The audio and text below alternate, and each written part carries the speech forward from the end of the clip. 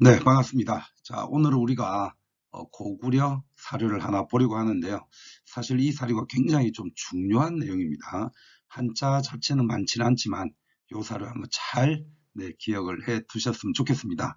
제가 요번 3월 개강을 하면서 지금 목소리가 많이 쉬어 있는 상태에서 한번 또 이 사료를 만들어 보는 것이라서요.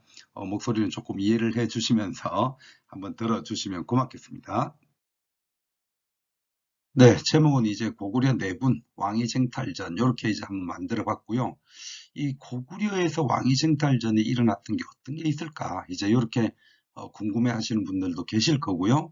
또 잘 아시는 분들은 그렇죠. 장수왕이 있었고 그래서 고구려의 전성기가 그 이후에 문자왕 때 있었다는 걸 아시면서 그 문자왕 이후에 6세기로 넘어가게 되면은 고구려가 흔들리는 과정이 있다는 것을 역시 한번 떠올리시는 분들이 계실 건데요.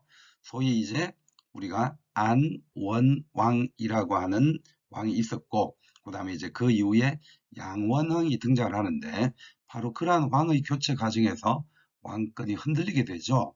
왜 흔들리게 되느냐 하면 제목 그대로입니다. 왕이 쟁탈전이 일어나는데요.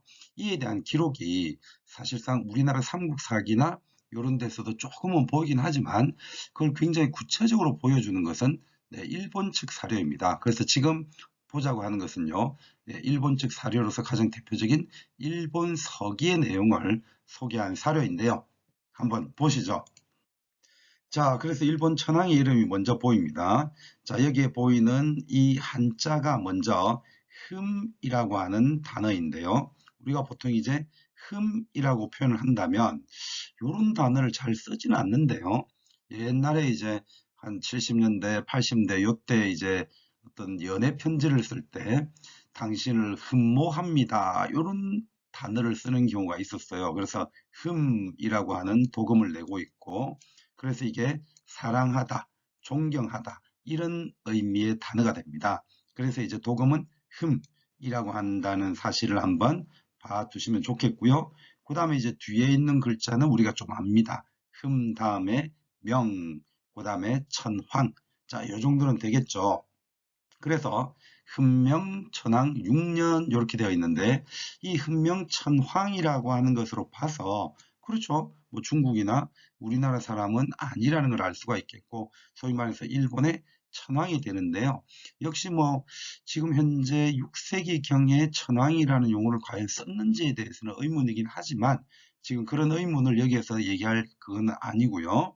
어쨌든 이러한 시기에 뭔가 고구려에서 중요한 사건이 일어났다는 것을 일본 서기에 기록을 해둔 거죠. 우리는 이 흠명천황을요, 일명 일본식 발음으로 뭐라고 부르냐 하면 긴메이 천황이라고 부릅니다. 그래서 일본 긴메이 천황 때 있었던 고구려의 일이다. 자, 이렇게 이제 한번 봐두시고요.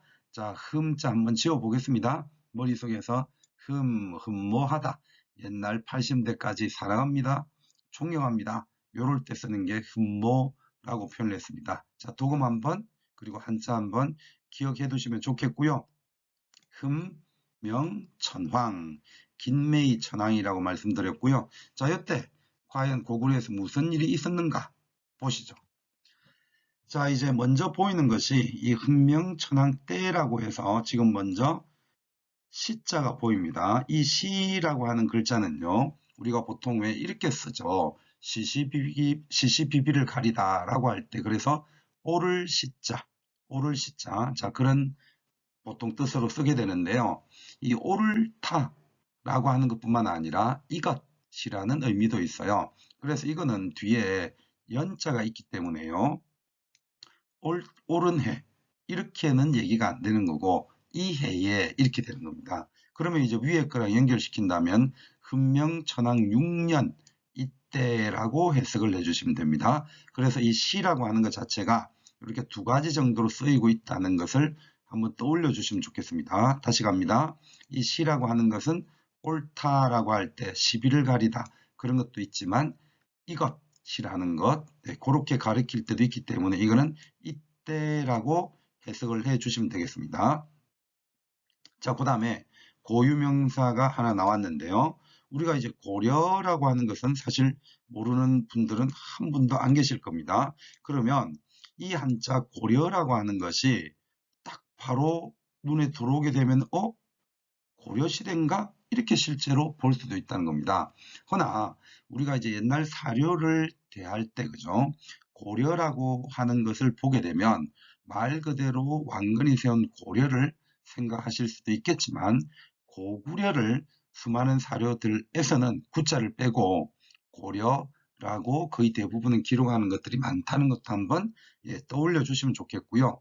뭐 심지어 어떤 경우에는 좀 이렇게 비아냥 그리는 의미로서 고자를 떼고 구려라고 실제로 써놓은 사료들도 있습니다. 그래서 이 고려라는 단어를 보면 고구려가 될 수도 있고, 그렇죠. 왕건이 세운 고려가 될 수도 있다 라고 생각을 해 두시면 되겠습니다. 자, 그러면 뒤에 있는 글자도 획수는 조금 복잡하지만 이게 어려운 글자가 아니죠. 뒤에 큰 대자에 그 다음에 난자, 어지러울 난자 이렇게 될 겁니다.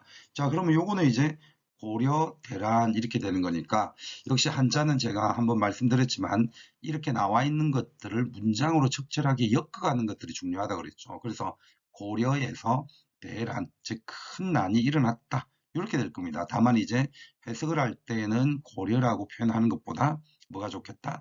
고구려 이렇게 이제 표현하는 게 좋겠죠. 자, 그 다음에 이제 뒤에 어떤 글자가 나오느냐 하면 피자가 나오는데요.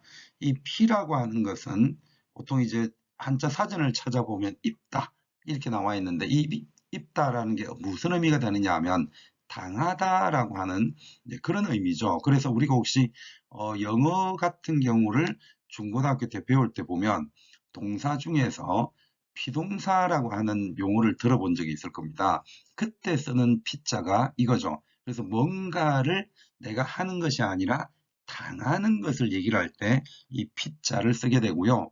오늘날 이 피자를 가장 많이 쓸 때가 피해를 입다라고 할 때 그 피해, 그때 쓰는 게 이 피자입니다. 그러면 이거는 당한다는 의미가 있다라고 봐두시면 되겠고, 그 다음에 이제 뒤에 난이나 어떤 정변이나 이런 거 얘기할 때 참 많이 나오는 단어인데요.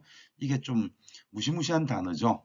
축일 주자. 그래서 실제로 뒤에 축일 살자랑 같은 의미가 됩니다. 그래서 보통 이제 여봐라 쟤네들을 주살하거라 이렇게 되는 거죠. 그래서 난을 일으킨 주체를 왕이 명령을 내릴 때 주살하거라 라고 하는 죽일 주자다 라고 이제 보시면 되겠고, 따라서 이 주살은 하나의 단어로서 죽이다 라고 하는 것으로 본다면 해석이 어떻게 가능합니까? 뒤에 뒤에 주살이 있고 앞이 피자가 있기 때문에 주살을 당했다라고 보면 되겠죠. 자, 그러면 뒤에 이제 다시 무슨 글자가 있느냐 하면 잘 아는 글자입니다. 사람자, 놈자자가 있고 무리 중자가 있죠. 이 중자는 우리가 이제 무리 중자로서 대중이라고 표현할 때, 자, 대중 여러분 할 때 그 중자인데요. 그렇다면 여러 사람이 모여 있는 의미로서 중자도 되는 것이니까 이것이 어떤 뭐 동사처럼 쓰이게 되면은 많다라는 의미도 보통 있게 됩니다. 따라서 이 5글자를 한번 해석을 해본다면 주살당한 피자, 주살당한 자가 많았다. 자, 이렇게 해석이 한번 될 수가 있을 겁니다. 그럼 다시 한번 더 매끄럽게 해석을 해본다면 흔명천황, 김매이천황 6년 그때 고구려에서 대란이 일어났고 주살당한 자가 상당히 많았다. 자, 이렇게 이제 문장을 만들어 갈 수가 있겠죠. 자, 그러면 뒤에 내용을 한번 보겠습니다. 자, 요 정도 이제 2줄까지 해석을 하고 나서 이제 다음 한자를 봤더니 이제 또 고유명사가 나옵니다. 자, 요 고유명사에서 백제가 먼저 보입니다. 백제. 그리고요, 기라고 하는 게 나오는데요. 이거는 이제 해석을 할 때 백제의 기록이라고 볼 수도 있겠고요. 근데 이제 백제의 기록이다라고 하기도 하지만 백제 본기라고 해서 역사서에 들어가 있는 기전체 속에 들어가 있는 본기라고 해석하기도 합니다. 그래서 이게 이제 어느 책의 본기냐, 그거는 이제 뭐 실제로 얘기하기가 어려울 수도 있겠지만, 이 일본 서기의 내용으로 볼 수도 있고요. 삼국 사기에 있는 백제봉기라고 얘기할 수도 있겠습니다. 지금은 편하게 그냥 백제의 기록 이렇게 한번 보도록 할게요. 자, 그러면 백제의 기록 또는 백제봉기에서 운이라고 하는 게 뒤에 나옵니다. 자, 이 운이라고 하는 표현은요. 자, 운이라고 하는 표현은 뭐가 되는 거죠? 뭔가 말을 하다, 전달하다 이런 게 있죠. 그래서 내가 운을 떼서 뭐 이렇게 표현할 때 그 운입니다. 그래서 그냥 어조사로 취급을 하셔도 되고요. 그러면 어쨌든 간에 백제기운이라고 해석을 하면 백제의 기록에서 말하기를 이렇게 일반화시켜서 표현을 하셔도 되고요. 실질적으로 대부분의 해석책에서는 백제봉기에서 말하기를 이렇게 해석을 하는 게 일반적입니다. 자, 그리고 뒤에 있는 한자를 본다면 네, 12월. 자, 이 정도는 가볍게 볼 수 있죠? 그리고 12월 했으니까 뒤에는 날짜를 표현하는 간지가 되겠죠. 그래서 12월, 네, 갑오일에 이렇게 표현을 할 수도 있겠고요. 네. 자, 그러면 요거는 이제 어떤 시점을 표현하는 것일 뿐이니까 조금은 가볍게 가셔도 되겠습니다. 자, 그리고 역시 고유명사가 또 나왔습니다. 이제 이 한자는 쉽죠? 네, 고려가 될 겁니다. 자, 그러면 이제 이 고려라고 하는 것은 네, 그 정도로 이제 한번 네, 고유명사로서 판단해 두시고요. 자, 그러면 고려국이라고 뒤에 나오니까 고구리가 될 것이고요. 자, 이제 요것을 처음 보시는 분들이 또 일반적인 한자를 가지고 접근하는 식으로 생각을 해 보면 굉장히 어려운 한자가 되는데요. 자, 요게 이제 보통 한자 이제 아시는 분들은 간을 세자, 간을 세자, 뭔가 굉장히 가는 상태를 표현하는 게 이 세자가 되는 거고요. 그 다음에 이제 구운이라고 하는 것은 물이 군자라고 볼 수가 있겠죠. 자, 그리고 이제 뒤에 여자가 있는데 잠깐 놔두고요. 여기에 추자가 굉장히 한자가 복잡해 보이지만 가만히 이 한자를 보게 되면요. 하나, 둘, 세 개가 똑같은 글자를 합쳐놨죠. 그래서 이 똑같은 글자를 막 합쳐서 복잡하게 보일 뿐이지 실제로 뭐 암기하는 거는 그렇게 어려울 네, 그런 한자는 아닌데 우리가 이제 실질적으로 이 한자를 잘 쓰진 않아요. 다만 이제 역사를 배우는 과정에서 또 전공자라고 했을 때는요. 고려나 조선시대에 가면 이 단어를 쓰는 한자가 간혹 나옵니다.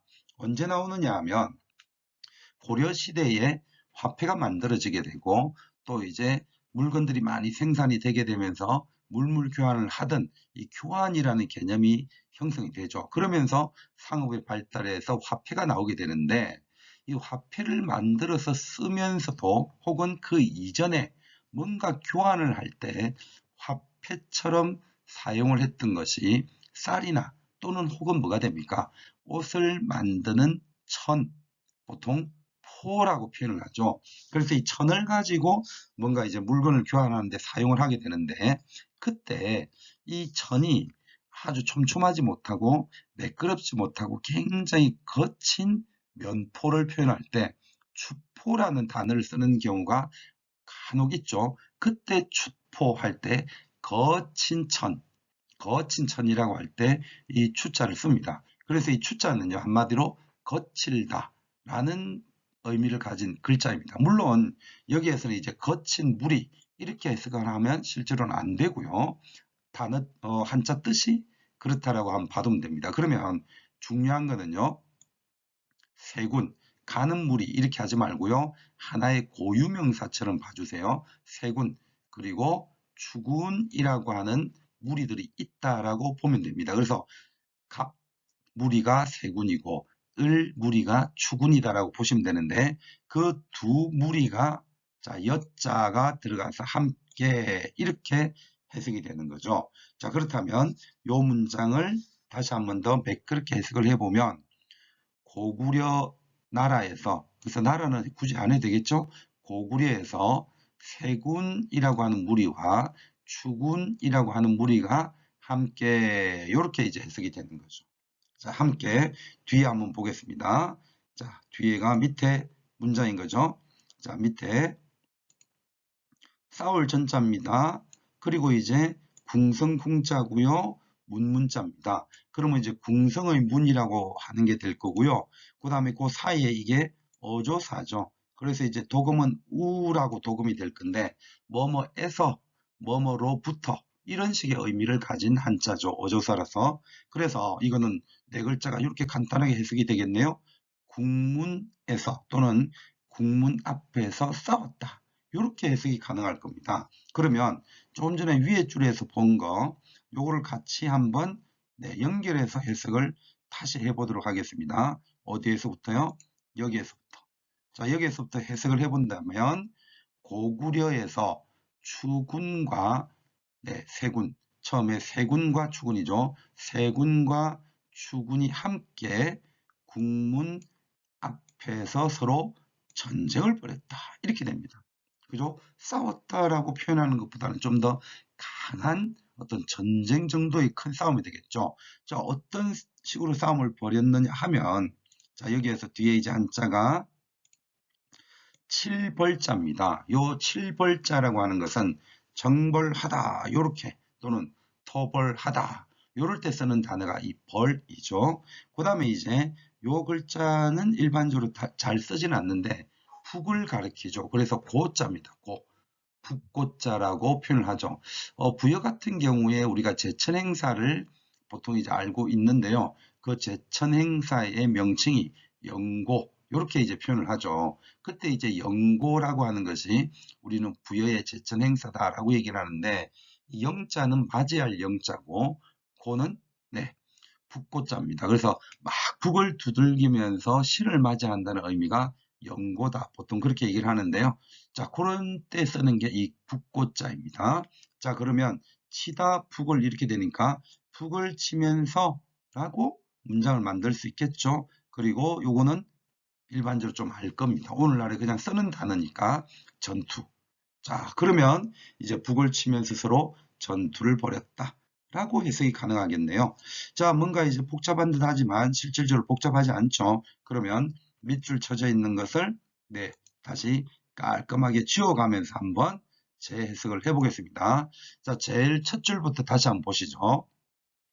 훈명 천황 6년, 일본의 긴메이 천황 6년에 그때 시년, 그때요 고려, 고구려에서 큰 대란이 일어났다. 그리고 피주살자 중이라, 주살된 자가 많았다. 자, 왜 많았는지 설명을 하는데요. 백제 본기에서 운 말하기를 그해 12월 가보일에 고려국, 자, 고구려에서 세군이라는 무리와 추군이라는 무리, 자, 이제 무리는 빼고 이렇게 그냥 하겠습니다. 세군과 추군이 서로 함께 전쟁을 벌였다. 국문 앞에서. 그래서 국문 앞에서 전쟁을 벌였고요. 그 형상을 보고자 하니 북을 두들기면서 전투를 벌였다. 자, 이렇게 되는 겁니다. 그러니 얼마나 큰 내분이 있었다는 겁니까? 자, 그걸 이제 알려주는 사료였고요. 다음 한자로 한번 넘어가 보도록 하겠습니다. 자, 그러면 이제 조금 전에 읽었던 내용들은 저렇게 작은 글씨로 한번 확인했고요. 다음 한자 한번 보시죠. 자, 그러면 조금 전에 봤었던 그 한자 실력을 한번 발휘하면은 좋겠습니다. 자, 처음에 먼저 어떤 글자가 보이느냐 하면, 그렇죠. 조금 전에 봤었죠. 세군이라고 하는 한쪽 무리를 봤습니다. 자, 그러면 이제 세군이라고 읽어주시면 되겠고요. 그 다음에 이제 뒤에 글자는 어떤 단어가 되느냐 하면, 패배할 패자. 그렇게 되는 거죠. 이게 패자죠. 패배할 패자입니다. 자, 그러면 이제 패배를 했습니다. 뭐 그런 단어가 되겠네요. 그러면 결국은 세군이 패배했다. 자, 이렇게 이제 볼 수가 있겠고요. 그 다음에 이제 아니 불자에 풀해자입니다. 그러면 불해, 이거는 해석이 쉽네요. 풀지 않았다 라는 해석이 될 것이고, 뒤에는 이제 병사, 군인이 있으니까 그 병사들이 풀지 않았다라고 간단하게 해석이 될 겁니다. 자, 그러면 군사를 풀지 않았습니다. 자, 그렇게 이제 해석이 될 거고요. 뒤에 또 한자 간단하네요. 3일. 자, 그래서 다시 이제 문장을 만드는 게 필요하다 그랬죠. 불해 병 3일. 3일 동안 군사 병사를 풀지 않았다. 해산시키지 않았다.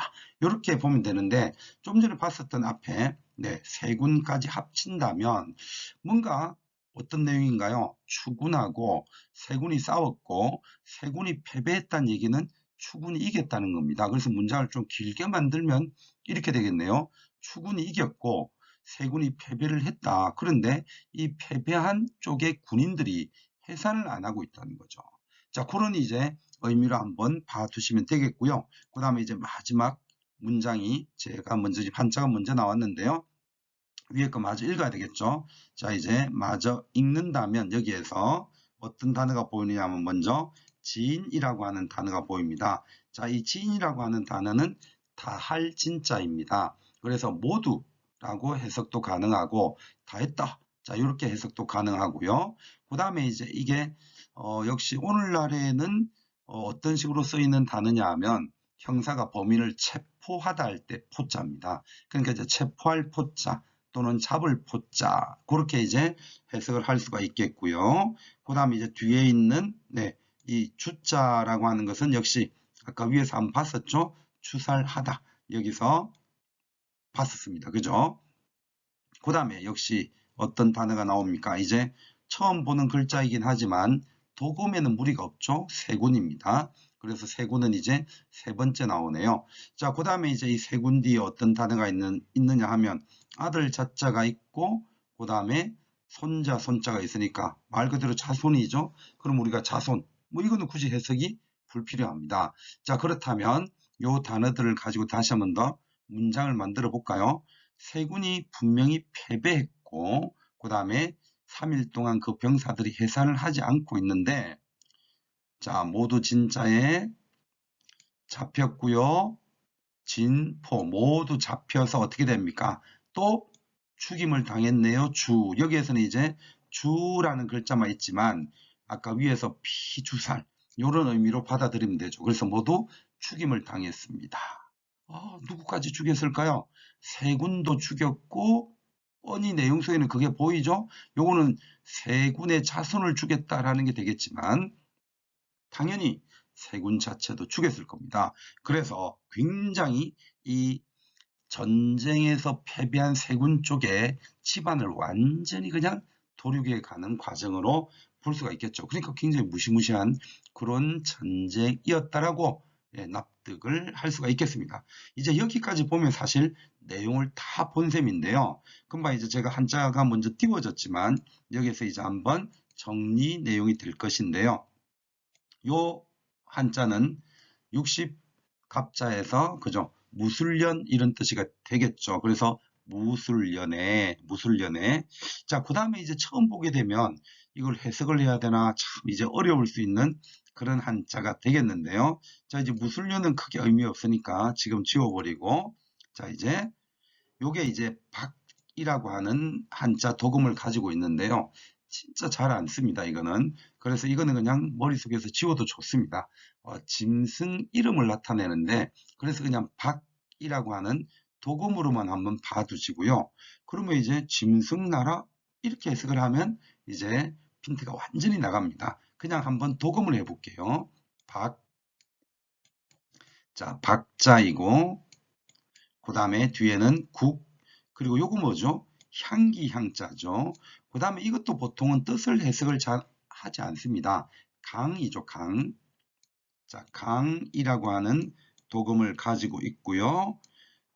그 다음에 상자고 왕입니다. 따라서 여기에 왕이 보인다라는 것은요, 뭐 어디서부터가 이름인지 헷갈릴 수도 있지만, 요거는 이제 친절하게 학자들의 말을 한번 들어줄 필요는 있습니다.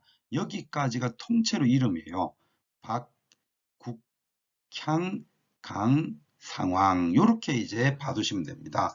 그래서 이 박, 국, 향, 강, 상황이라고 해서 이 이름을 가진 상황이 누구다? 네, 이제 요 사람임을 한번 알아두셔야 돼요. 안원왕이다. 이렇게 이제 한번 지금은 알고 아, 그렇구나 라고 한번 배워가면 되겠습니다. 자, 그래서 이거는 안원왕을 의미한다라고 봐두시고요. 이제 뒤에 한자를 보면 어떤 한자가 또 나오고 있느냐 하면, 네, 이것도 이제 우리가 특히 이제 한자 사료에서 왕이 나올 때 한 번씩 나오게 되는데요. 이건 도금이 흉이죠, 흉. 그래서 임금이 죽을 때 존칭으로서 쓰는 단어가 흉입니다. 그죠? 우리로서는 왜 그렇게 보통 얘기를 하죠? 어떤 분이 죽었다 이렇게 표현하면 뭐 틀린 말은 아니지만 약간 이 어감상 이상하죠. 그래서 어떤 분이 돌아가셨습니다. 이렇게 하는 것처럼 그죠? 임금님이 돌아가셨습니다. 라고 하는 것도 존칭이지만 그보다 더 극존칭을 쓰는 것이 이렇게 흉이라는 단어를 쓴다. 라고 봐두시면 되겠고요. 그래서 그 박국향 강 상왕이 돌아가셨다. 라고 하는 해석으로 갈 수가 있겠습니다. 그러면 도금상으로는 박국향 강 상왕 흉 하면 되지만 해석은 뭐라고 하면 됩니까? 안원왕이 죽었다. 돌아가셨다. 자, 이렇게 해석이 가능할 겁니다. 자, 전체적인 흐름이 한번 내용에서 보이실까요? 지금까지 우리가 이제 좀 전에 앞에서 본 것과 바로 요 상황에서 본 것들의 내용을 보면, 자, 헌명천황 6년에요. 그때 고구려에서 대란이 일어났고 많은 사람들이 추사를 당했는데 백제 봉기를 보았더니 12월 갑오일에 고구려에서 세군과 추군이 서로 전쟁을 궁성문안에서 벌였고 북을 두들기면서 전투를 벌이더라. 근데 싸움 결과를 봤더니 어떻게 됩니까? 세군이 패배를 했고, 근데 패배를 했는데 그 병사들이 해산을 하지 않고 있더라. 3일 동안. 그러더니 싹 다 잡아다가 다 도륙 죽여버렸다. 심지어 누구까지? 그 패배한 세군의 자손까지. 자, 요런 이제 내용이 될 겁니다. 그리고 마지막에 뭘 탁 던지고 있느냐 하면 안원왕이 죽었습니다. 이렇게 던지고 있는 거죠. 자, 이제 한자 해석은 충분히 어느 정도 되셨을 거고요. 우리가 이제 한번 역사 지식을 또 떠올리고 들이밀어서 한번 봐둬야 하는 것은 이 안원왕이 죽고 새롭게 왕이 나오게 되는데 그 왕을 우리는 양원왕이라고 부르죠. 바로 이 사료는 안원왕에서 누구로? 양원왕으로 바뀌는 과정에 대한 일본 서기의 기록이다. 이렇게 보시면 됩니다. 그러면 결국은요. 안원왕에서 양원왕으로 바뀌는 과정이 뭔가 순탄하게 양위를 물려주는 과정이 아니라 서로 굉장히 치고받고 싸우는 과정에서 뭔가 왕의 즉위가 이루어졌으니 제목 그대로 왕위 쟁탈전이고 고구려의 내분을 보여주는 것이다. 이렇게 볼 수가 있겠습니다.